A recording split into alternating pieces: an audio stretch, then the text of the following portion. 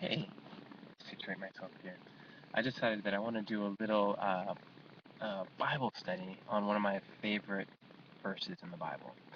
And one of my favorite characters in the Bible is Elijah. Elijah was a prophet, and he did some amazing things. And some people say that when John the Baptist came back, he was the reincarnation of Elijah. And they were both very intense characters, and you can see how that would be. But one of the reasons that I like Elijah so much is because you really see how much of a real person he was. And you see that for a lot of the prophets. You see that for Jonah also. But one of the things that inspires me so much being human on this earth and having to, trying to live a good life and trying to do the best I can, I face times where I'm sad or confused or like don't know what to do, and sometimes uh, get scared or have moments of doubt. And it inspires me so much to see these prophets, these inspiring men that did miracles, uh, facing the same sort of challenges, and also just you see them dealing with them. And so I wanted to read a verse about Elijah, and let me give you a little bit of background. But uh, so the story is, Israel and Israel's in a bad place. Um, the people are not focused on. They've lost touch with their own spirituality. They've lost their connection to God, and they're kind of just being led away by the people or the kings of the time. Like the kings have the people just in a state of idolatry where they're just more focused on the outside world, on the kings, and on the people who are leading them and what they're telling them than what's real and what's in the heart. Kind of like today, I think. I mean, today we've got the banks and the governments and all sorts of institutions, including the church, that are just telling people what they need to do. So it doesn't matter if you're religious or not. You're kind of religious in your own way because you're just being spoon-fed by the media, or spoon-fed by a minister, or spoon-fed by a financial institution, or spoon-fed by your employers. When really, what true spirituality is about is connecting to your truth, connecting to the truth within.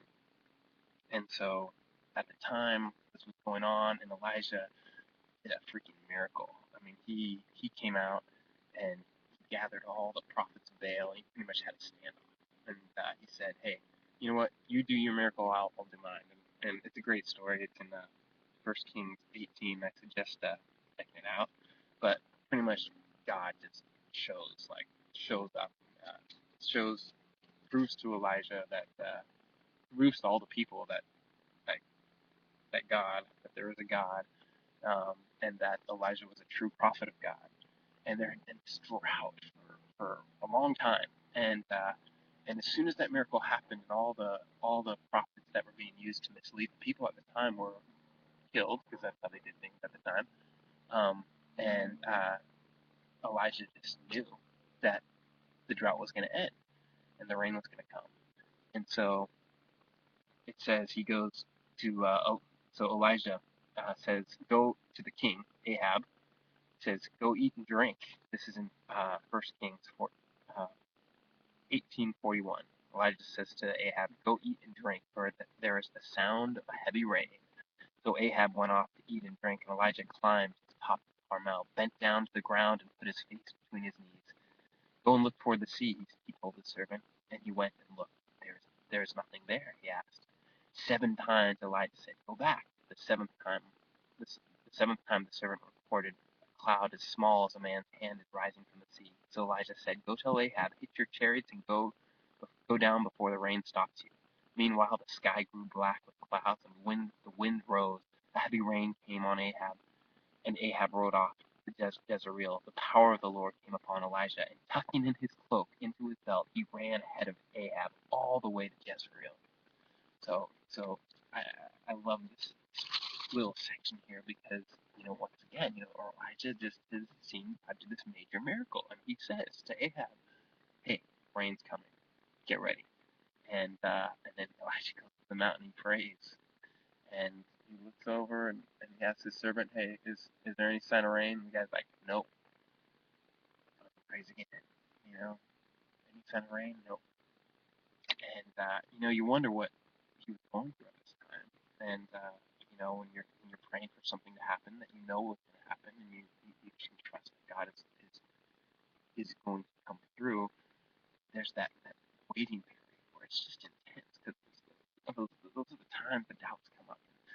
You get confused and you're like, wow, is this God going to come through or not? And and Elijah had to ask his servant to go back 7 times. Who knows how long time went by that took for this to happen? But for 7 different times, Elijah said, "Go check." And then finally, the servant said, "Oh, it's just a tiny little cloud about the size of a man's hand rising up." And Elijah, that's all he needed. And he said, "Go report to Ahab that heavy rain is coming for the first time in a long time. That was going to solve all the problems for the people." And so this must have been just so refreshing for Elijah because this guy is a prophet, and his job is to show the people that there is a God. There's a God. Like, he's speaking through me. Will you listen? And while all the people are saying, "You're insane," and there's no such thing as God, and we're in a drought, and everything just happens sporadically. There's everything's spontaneous.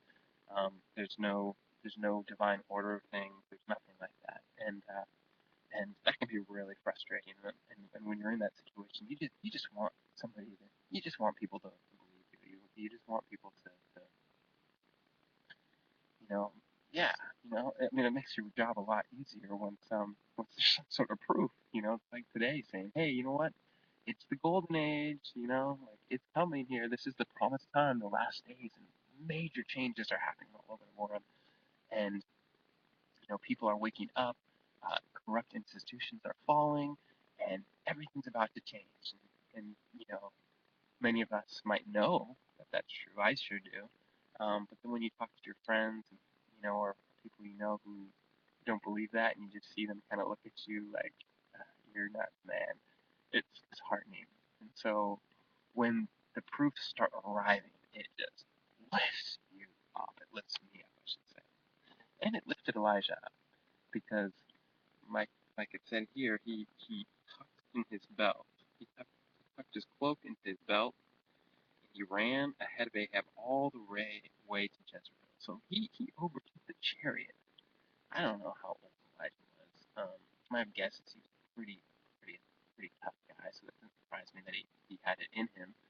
But to be filled with that joy and that spirit of just knowing, especially when you're a prophet and you're living every day doing these crazy things, a very, very lonely life. Very lonely life. I mean, really. I'm sure Elijah had like no. Elijah, I'd say Elijah had no friends. He had his servant, um, but there's no friends. Nobody, no other human that Elijah could relate to on a level like most people. Because everybody else was just at a different level spiritually, and it was a very lonely time for him, and I am sure that feeling was almost like his one friend, God, the one being that he was communicating with that was not human, and that voice came through him, not through sound, but through energetically almost. Um, it was probably just the knowing that Elijah had that he was actually speaking to God, something that much deeper. And maybe there was a little bit of Elijah telling himself, "Thank you, I'm not crazy." Because, I bet he's hearing it all day long, every day. "Dude, you're not." The king is saying, "You're not. I'm going to kill you." The king's wife, Jezebel, is saying, "I'm going to kill you." And Elijah's probably it was probably hard.